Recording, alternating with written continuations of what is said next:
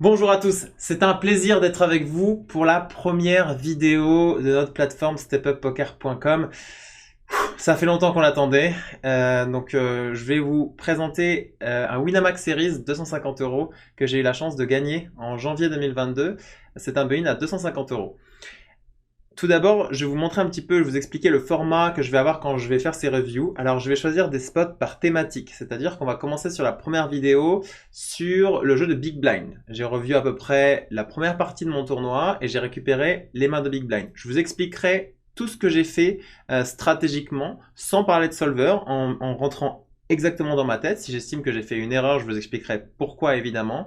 Et derrière, s'il y a des mains que je trouve intéressantes, je ferai une deuxième partie sur celle-ci en particulier avec des solvers sur la série qui s'appelle C'est pas solvé.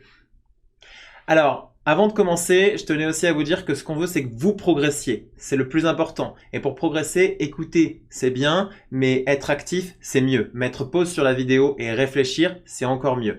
J'ai même un meilleur tips pour vous. Celui qui va tout changer, qu'on nous apprend malheureusement pas à l'école, c'est le fait de s'échauffer en respirant et d'apprendre à respirer. Et donc pour toutes les vidéos que je ferai en review, je vais vous mettre de la respiration en échauffement. Vous pouvez le skip, je vous déconseille. Je peux que vous conseiller de faire la respiration avec moi, car juste derrière, vous verrez que vous serez beaucoup plus focus. Vous pourrez beaucoup plus réfléchir et n'hésitez pas à mettre en commentaire toutes les questions, critiquer, mettre en avant ce que vous pensez différent. L'objectif est de progresser ensemble. Je n'ai pas la science infuse, loin de là, même si j'ai gagné, le run m'a bien aidé. C'est parti. Vous êtes prêts à respirer? Moi, je suis prêt. C'est parti. Lie down, sit down, whatever it takes. Relax. Are you ready? Here we go. Round number 1. Breathe in, breathe out, breathe in. Breathe out. Just go with the flow of the breath. In, out. In, out. In, out. In, out. Into the belly, into the chest, and let go. Like a wave. Make it circular. Fully in and letting go. Just keep on going. No pause between inhalation and exhalation.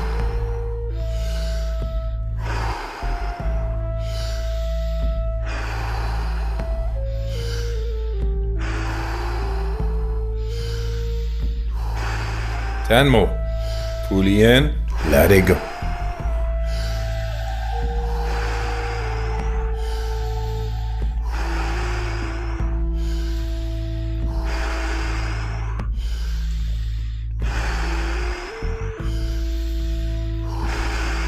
Five more. Let's give it all we got.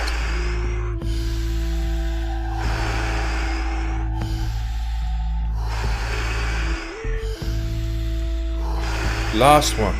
Fully in and let go. All right. 1 minute breath hold from now on. Be in this moment. Let the body do what the body is capable of doing. Be aware of your heartbeat. Slow it down and just be in this moment. Let that relaxation spread down to your toes, into your fingertips, to the base of your neck and head. You are almost there. Do you want to prolong your breath hold? Pause the video now and continue when you feel the urge to breathe. Okay, recovery breath in. 5, 4, 3, 2, 1. Take a deep breath in and hold for 15 seconds.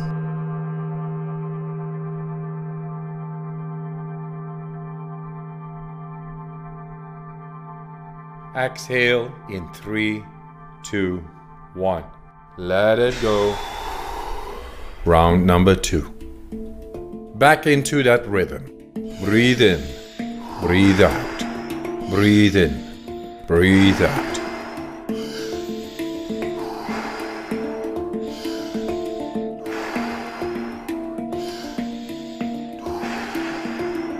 In, out.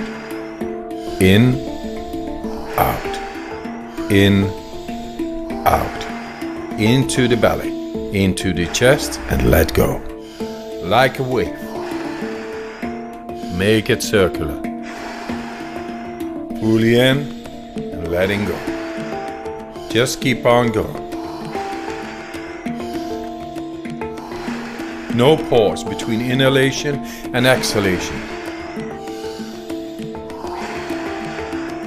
In with peace, out with stress.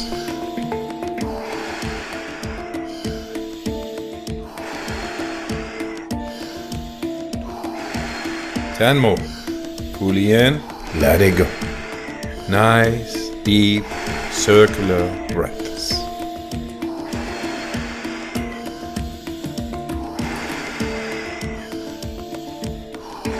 Five more. Let's give it all we got.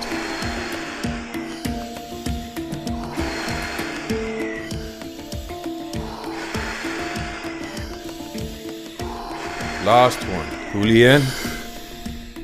And on the exhale, stop.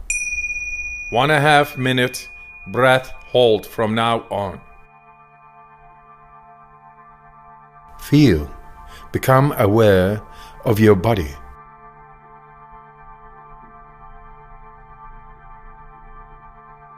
If your hands and feet are tingling, or you feel your body temperature is changing, that's okay.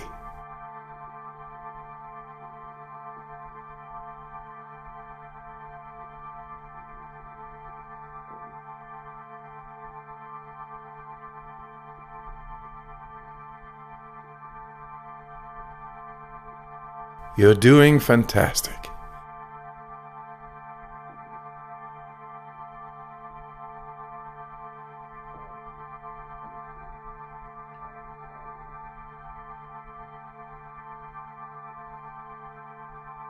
If you need to breathe before I give the cue, that's okay.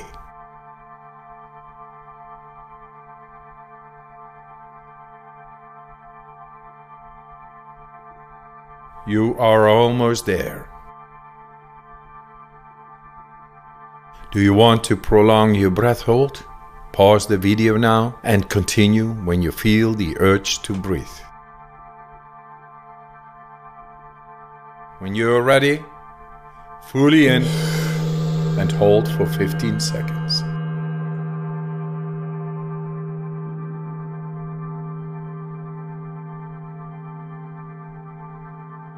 Exhale in 3, 2, 1.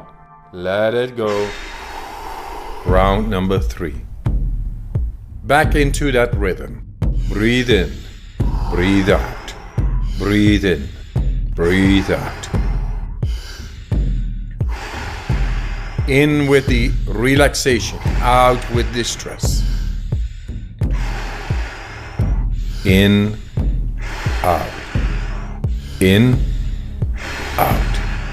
In, out. Into the belly, into the chest, and let go. Like a wave. Make it circular. Fully in and letting go. Just keep on going. No pause between inhalation and exhalation. In with peace, out with stress.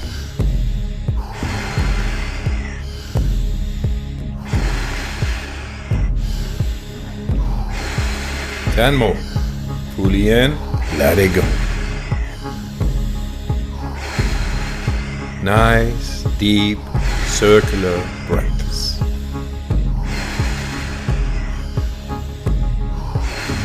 Five more.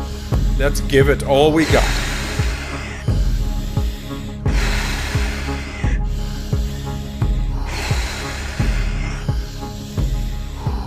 Last one. Fully in And on the exhale, stop.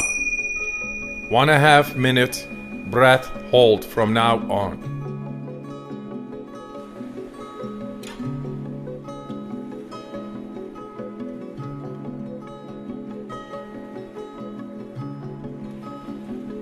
Become aware of the blood running through your veins, your heart beating.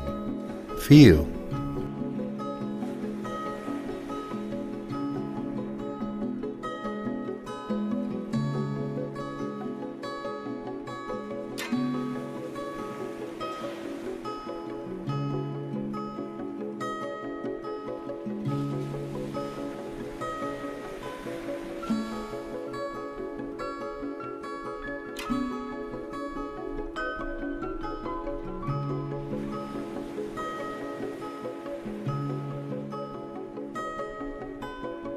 Thirty seconds left.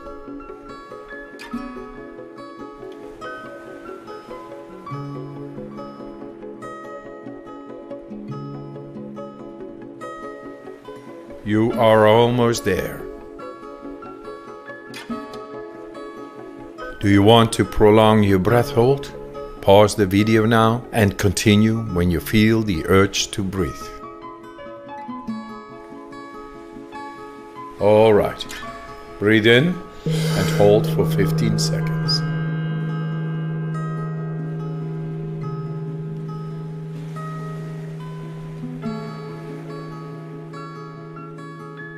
Exhale in 3, 2, 1. Let it go. Let your breathing return to normal as you finish up the round. Move your body bit by bit, starting with your fingers and your toes. Let your breathing normalize. Alors, est-ce que vous avez aimé? Bon, j'espère que si vous payez la plateforme pour venir nous voir, que vous allez un maximum respirer pour optimiser vos séances de review. Je vous invite à aller voir tout ce que fait Wim Hof. On a la chance d'avoir Léandre Iceboy, qui est un Wim Hof instructeur, qui travaille aussi pour notre plateforme et pour vous redonner le bien-être intérieur. Donc n'hésitez pas à aller le contacter, à aller voir ce qu'il fait. Et maintenant, c'est parti. J'espère que vous êtes prêts. Moi, je suis prêt. J'ai hâte de vous montrer cette review. Voilà, on est bon.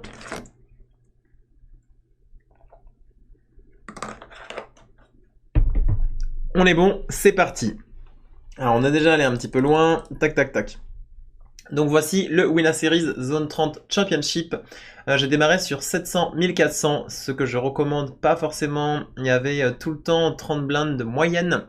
Donc c'est l'objectif de ce tournoi. C'est un tournoi magnifique, surtout quand on a travaillé. C'est un bloc que j'ai énormément travaillé. 30 blindes deep en tournoi, c'est je pense le bloc sur lequel vous devriez le plus insister. C'est le bloc sur lequel il y a le plus de V à faire. C'est souvent l'average proche de l'ITM ou en deep run. Donc c'est les blocs qui vont nous permettre de faire beaucoup d'argent et de gagner. C'est pour ça que j'ai choisi aussi de review ce tournoi. Le momentum et la chance a fait que je l'ai gagné. Donc c'est magnifique. Alors j'ai commencé avec 21 blindes, sur un zone 30 c'est ok, overall je vous recommande pas de vous inscrire avec 21 blindes, c'est toujours un peu mieux de s'inscrire un petit peu plus tard ou à la toute fin des inscriptions tardives, ça c'est un débat des matheux dont je n'entrerai pas aujourd'hui. Donc comme je vous ai dit, la thématique d'aujourd'hui c'est de travailler le jeu de Big Blind et d'y aller spot par spot. Donc je vais pas vous montrer tous les spots, je vais vous montrer tous les spots que j'ai joué de Big Blind et je vais vous dire pourquoi j'ai fait tout ça, ce que j'en pense et vous n'hésitez pas à commenter, j'arrêterai, je vous poserai des questions pour faire vos remarques et être actif. C'est parti. Donc on commence par la main 8. Donc ici on a 22 blindes et on a roi 6 en big blind. Et on a cutoff qui raise avec 66 blindes. Donc à mon avis roi 6 off c'est un bottom de call. On pourrait décider de 3-bet cette main. Selon moi, alors là je vous parle de pratique, je vais vous parler de ma stratégie à moi, donc même si vous estimez que c'est pas ok, moi c'est ce que je vais faire, donc je vais vous expliquer en point à partie ce que je vais faire dans toutes ces reviews là, et on verra plus tard là où j'avais tort par rapport à la théorie, et peut-être que j'avais raison par rapport à la pratique, ça c'est très dur à savoir. Donc on a Mwerk qui est un joueur compétent qui reste du cutoff. Logiquement il devrait avoir une range assez conséquente du cutoff. Donc de big blind on peut décider soit de défendre, soit de transformer en bluff ces combos là. J'aime bien choisir des rois X off pour 3-bet de temps en temps dans ces spots très polarisés où la population a du mal à 3-bet bluff. Donc je sais pas si j'ai tribet ou payé, je pense que j'ai payé, ok. Ça reste un bottom range pour moi, j'aurais pas payé plus bas. On fait un board avec 10, 6, 4, donc middle pair. Jusqu'à là, c'est assez intéressant. Il décide de check back. Alors, quand il check back, pour moi, il a plus de 10. Il a souvent, il peut avoir paire de 8, paire de 9, même paire de 10 aurait ses bêtes. Ici, il y a beaucoup trop de draw, pas d'overpair non plus. Donc, il a souvent une main comme soit une paire intermédiaire, soit un peu de showdown avec un SI. C'est assez étrange qu'il s'est bet. Je m'attendais plutôt sur mon stack à ce qu'il mette la pression tout de suite. À sa place, j'aurais plutôt ses bêtes 3.5 avec beaucoup de mains. Même si check est good aussi. Quand il bet, quand il check back, j'imagine qu'on a très souvent la meilleure main. Arrivé turn, il y a beaucoup de draw, mais il y a aussi beaucoup de petites paires. Je pense pas que lui-même va bluff quand il a pris cette line. En revanche, il a encore des mains meilleures comme paire de 7, paire de 8, paire de 9, ou pourquoi pas des petits 10 qui pourraient check ici, qui voudraient pas se faire check raise, etc. Je pense que je vais vouloir check ici. Alors j'ai décidé de bet. À froid, je suis pas le plus grand des fans parce que je m'isole contre paire de 7, paire de 8, paire de 9, comme ce que je viens de dire. Et il a encore quelques 10 inférieurs, donc j'ai un peu de protection. Je pense pas qu'il ait tant de flush draw ou de backdoor flush draw, donc ça fait pas trop d'intérêt. Alors certes, je value des 6, mais 6, 7, 6, 8, 6, 9 suité, valet 6 suité, dame 10 suité s'il a raise. Je suis pas totalement fan de mon play. À la limite, si on veut bet cette main, la bet un petit peu moins cher, de manière générale. Peut-être que j'ai voulu choisir un seul sizing pour protéger ma range avec toutes les deux paires et pas me faire exploiter. Mais faut pas avoir peur de se faire exploiter. Je pense qu'ici, ça serait pas le cas. Donc déjà ici, à mon avis, on a une erreur de sizing, clairement. Il décide de payer, la river est un valet de trèfle, ce qui est une carte assez intéressante. Je pense qu'il a très peu de trèfle dans sa range. Quelques 10x de trèfle auraient ses bêtes. Flush draw, à mon avis, aurait ses bêtes. Certains 6x de trèfle seraient intéressants à checker. Donc ici, on a le choix. Et à mon avis, vu ce que j'ai dit, j'aime beaucoup transformer en bluff. Donc j'aimerais beaucoup, en pratique, faire quelque chose comme 7.5. On va jouer comme ça, un peu moins, peut-être 6.5. On va jouer comme ça toutes nos deux paires straight flush. Et lui, il devra juste snap fold 9, 9, 8, 8, 7, 7. Donc on va cibler ça. À 6 ioté aussi quand il a 6 ioté. Roi 6 ioté, la même main que nous, contre laquelle on split. Et il aura beaucoup de mal quand il a check 10 et 9, 10 et 8 sioté, 10 et 7 sioté. Voilà, 10 évidemment il va payer. Donc il a très peu de valets. On a dit que valet X à carreau il allait bet. Donc je pense qu'on n'a pas forcément la meilleure main en showdown. Donc j'aimerais bien bet quelque chose entre half pot et 8.5. On va voir si je l'ai fait. Et là, j'ai bet très petit.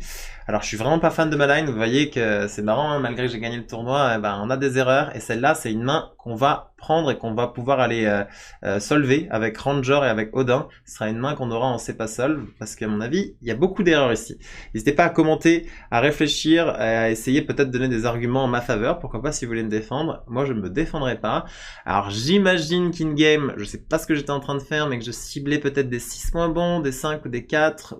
Mais en fait, on va ouvrir la transform en bluff. On essaye, en gros, ce qu'on rep ici, c'est soit une main qui veut faire transfo bluff, soit un 10x moyen qui sait plus si value. Je sais pas ce qu'on rep et je sais pas ce que c'est un due, donc j'aime pas. Pas GG Juju. Il décide de fold. Ok, donc main déjà très intéressante qu'on mettra en C'est pas solve. C'est parti, on va aller à la main 20. Alors on a roi 7 off, donc c'est encore dans le thème, dans la thématique. Donc là, si on veut travailler en profondeur, on parle de 30 blindes, average 30 blindes, entre 20 et 30 blindes de big blind. Et là en plus on a deux fois roi x up, donc c'est intéressant parce qu'on va revoir ce spot et on pourra le voir grâce à Odin et Ranger sur C'est pas solvé. Donc il y a UTG qui raise avec 15 blindes, donc on n'est pas à 30 blindes deep. Donc roi 7 off, pour moi ici contre un UTG raise de 15 blindes, ça va être un fold. Je dirais qu'on défend plutôt roi 9 off dans cette position là, même roi 8 contre ce stack, j'aimerais bien fold en pratique. Il se peut ici que j'ai encore call. Ah, j'ai fold, c'est intéressant. Donc là, je vais vous poser la question, à votre avis, est-ce que c'était un fold ou pas?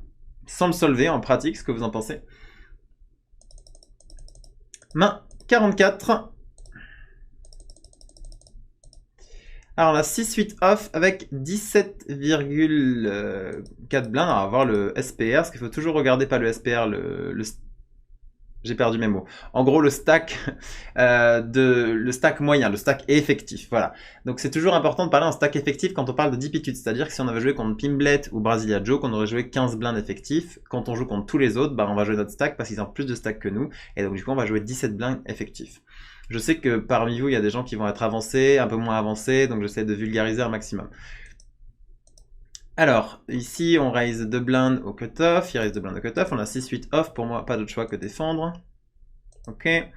On fait middle pair sur valet 5-6, avec 2 carreaux, il décide de c-bet assez small. Sa taille de c-bet est assez intrigante. Il c-bet pas un tiers, un peu moins qu'un tiers. C'est un board qu'on aimerait c-bet un peu plus cher, très souvent. Donc j'estime que sa range est très polarisée. À R ou à main forte, quand je vois ce sizing-là. À froid. Donc normalement quand on a une range très polarisée, on va vouloir call. Maintenant on a une main qui est très forte, qui a backdoor flush, backdoor straight et middle pair. Et ne serait-ce que pour la protection contre des mains comme 9 et 10, comme des mains comme Dame 10, comme des mains comme 3 10, je trouverais ça intéressant de check raise, justement pour faire fuir ces mains-là. Et si jamais il jam, check raise fold. Je trouve que la meilleure line ici en pratique serait un check raise fold. Il y en a qui peuvent critiquer ce genre de play, mais en tout cas c'est ce qui me plaît en pratique par rapport à son choix de sizing polarisé. Cette texture de board. Alors après, dites-moi ce que vous en pensez. Est-ce que vous pensez que le sizing est standard selon vous parce que le SPR est petit? Selon moi, il est pas si standard que ça. Donc, on va voir ce que j'ai fait. Alors, j'ai décidé de faire tapis. Encore une fois, comme la première main, je pense pas que ce soit la meilleure décision et le meilleur choix à faire. Qu'est-ce que vous en pensez? Dites-le moi. On va protéger contre certaines mains. Mais est-ce que quand il c-bet small aussi, il a le droit d'avoir paire de 7, paire de 8, paire de 9, paire de 10? Est-ce qu'il va vraiment c-bet fold ces mains-là? Je ne crois pas. Il y a beaucoup de draws. Donc étant donné qu'on fait même pas fold de main meilleure, même à 6 ioté, roi 6 ioté quand il a bet, qui peut avoir des gros valets. Voilà, ça représente polar, mais ça représente à partir de main moyenne, gros valet et R, je dirais. R aurait sans doute bet plus cher. Donc c'est vrai que si on réfléchit bien, j'aime pas mon jam, pour être honnête, c'est pas foufou. Et il avait bien roi valet, intéressant. Et à votre avis, comment on gagne un Winner Series? Eh bah, c'est en ayant de la chance. Alors ça commence bien, hein. Donc j'espère que l'objectif c'est de faire progresser. Vous voyez, et vous montrer que je fais des erreurs. Et là, j'en ai fait 2 qui sont selon moi assez belles. Alors c'est parti, on va aller à la main 55. On a paire de 8 avec 28 blindes. Et on a Nutser Tony, donc un joueur de Nutser, qui raise 2 blindes au bouton. Et on a paire de 8. Alors là, la question que je vais vous poser, c'est est-ce que vous préférez 3-bet call ou est-ce que vous préférez jam direct? Et c'est pareil, je pense que c'est une main qu'on pourrait solve quand on verra la deuxième partie pour voir un petit peu quel type de bottom range il 3-bet call. Je pense que bouton bébé, étant donné que personnellement j'aime bien avoir des bluffs dans ces situations et qu'on est sur un zone 30, on peut merger extrêmement. Après merger 8-8 as valet suit, as dame off, on n'est pas obligé. On peut aller qu'à 9-9 as dame, 9-9 as valet suit, as dame off. 8-8 c'est vraiment bottom selon moi. Donc, quand je vous pose une question, n'hésitez pas à mettre pause juste avant. Vous avez peut-être pas mis pause, mais si vous mettiez pause, vous réfléchissez par vous-même et après vous revenez sur le raisonnement que je vous donne pour pas être induit et biaisé. Je vais préférer à mon avis en pratique jam, et sauf s'il y a une metagame folle où je sais que le joueur il va tout le temps jam ses A6 ioté, il va tout le temps jam des pocket pairs quand je tribet de big blind parce qu'on a une Dina où il m'a vu beaucoup tribet bluff, il m'a vu tribet bluff hors range, des rois X off ou des combos 7-5 ioté ou ce genre de petits combos ou des A6 off de temps en temps. Je vais un peu mixer plein de combos pour tribet bluff. Dans ces cas-là, je pense que je prendrais 8-8 as valet suité as dame off. Mais dans le cas présent, j'avais pas cette information-là, donc je vais faire tapis. J'espère que j'ai fait ça. J'ai fait tapis, c'est très bien. Il a foldé. On a main 70, on a 8-6 off de big blind. Et on a un raise de Niklav cutoff. 8-6 off pour moi, c'est un pur call, on va rien faire d'autre. C'est payé. Et on fait 2 paires au flop, ce qui est une main plutôt très bonne. On check et il décide de bet mi-pot. Alors c'est très intéressant. Je pense que c'est un board que beaucoup de joueurs vont pas forcément size up. Ou en tout cas, les joueurs vont choisir 2 types de size. Je dirais entre 1 tiers et 2 tiers. Niklav est un joueur régulier, compétent. Du coup, quand il choisit le mi-pot, regardant ça à froid, j'ai l'impression que c'est un sizing neutre, comme dirait le grand Adrien de Mathéos, et que c'est pas forcément une main. Alors c'est difficile de juger quelque chose sur un sizing, moi j'essaie toujours de prendre le maximum d'informations qu'on peut avoir pour deviner à la fin la main de son adversaire. Et ici j'ai l'impression que c'est ni trop small ni trop gros, donc du coup il va pas trop représenter des mains comme As 10 As valet As dame As roi, il va pas trop représenter des mains comme middle pair, genre s'il fait ça de 9, de 10, de valet, de dame de roi, je pense pas, il aurait fait plus small. Du coup, ça m'a l'air polarisé cette histoire, et malgré le fait que 8-6 off, en théorie, soit un pur check raise, parce qu'il va c-bet normalement tous ses as, il a plein de draws, il a des 9-10 qui devront continuer à coller, il a des flush draws, etc. Je pense que contre ce sizing précis, donc en exploitation, je préfère check call. Maintenant, overall, ce spot, quand on a fait 2 paires, on a beaucoup de protection, value protection, donc on va vouloir check raise. Donc j'espère, je sais pas si j'ai check call, à mon avis, j'étais pas dans la zone, donc j'ai pas dû le faire. On a check raise, et il a snap fold comme prévu. Alors, très intéressant ça, je vous invite à mettre pause maintenant sur la vidéo et à réfléchir à ce que j'ai dit et à commenter aussi qu'est-ce que vous en pensez, la taille du sizing. En plus il fold, donc est-ce que c'est résultat oriented ou pas? Est-ce que vous pensez que ce joueur a juste un sizing, cette texture de board et qu'il est good? C'est possible aussi, n'hésitez pas à interagir. Alors valet à la main 76, roi 6 off, on a encore un roi X off de big blind, cette fois-ci on a 58 blindes. Et on est contre UTG qui a 25 blindes. Donc c'est la même chose. Alors à votre avis, 25 blindes deep contre UTG, est-ce que Roi 6 off rentre? Tout à l'heure on était contre 15 blindes, donc selon moi il fallait être un peu plus tight. Ici je pense que Roi 8 off serait un bon bottom de call. Et Roi 6 off peut être une main qu'on commence à transformer en bluff à 3-bet si Kick-Ass play à des fréquences un peu hautes. Je pense que ce serait intéressant étant donné que la population a du mal à 3-bet bluff ici. Donc j'ai foldé. Voilà, donc on a fait 15 minutes de vidéo sur cette partie de Big Blind. J'espère que ça vous a plu.